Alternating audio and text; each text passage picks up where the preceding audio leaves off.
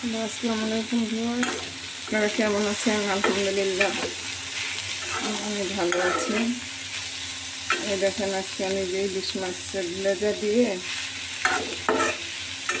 আর এই যে লাউর খোসা দিয়ে ভর্তা করছি। সাথে রসুন দিয়েছি, কাঁচামরিচ, পেঁয়াজও দিয়ে দিয়েছি। একসাথে বেটে ভর্তা করে নেব, ঠিক আছে?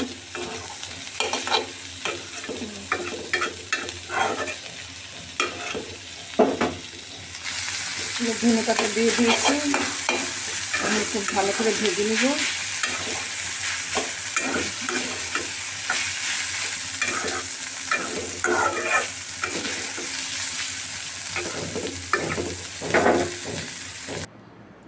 এই যে দেখেন,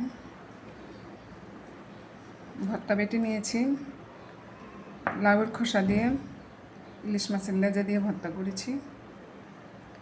আপনারা সবাই ভালো থাকবেন। আল্লাহ হাফিজ।